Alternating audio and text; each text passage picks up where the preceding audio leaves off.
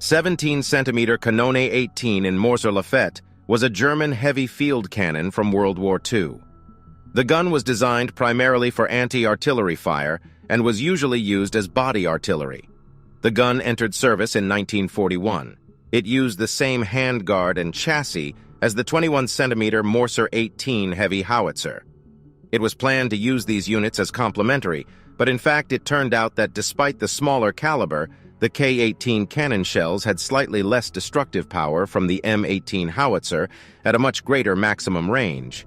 And finally, the production of the howitzer was discontinued, focusing solely on the production of the 17-centimeter Kanone 18. The gun was used until the end of the war.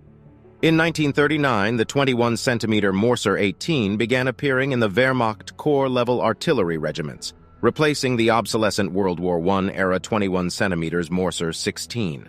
The gun was able to send a 113 kilograms high explosive shell out to a range of 14.5 kilometers.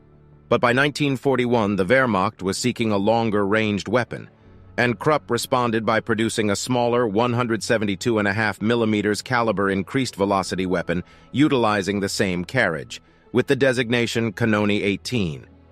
The 17-centimeter K-18 in Mörserlafette quickly impressed German artillery officers with its range, but the real surprise was the explosive power of the 62 and 8-kilogram shell, which was little different from the 113-kilogram shell of the 21-centimeter Mortar 18.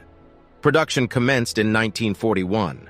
In 1942, production of the 21-centimeter Mortar 18 was halted for almost 2 years so as to allow maximum production of the Kanone 18.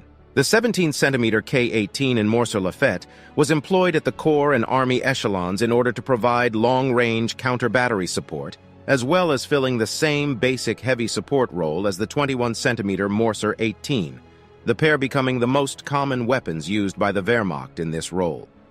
In 1944, some Allied batteries used captured 17-centimeter K-18 in Mörserlafette when ammunition supplies for their usual guns were disrupted by the long logistical chain from Normandy to the German border.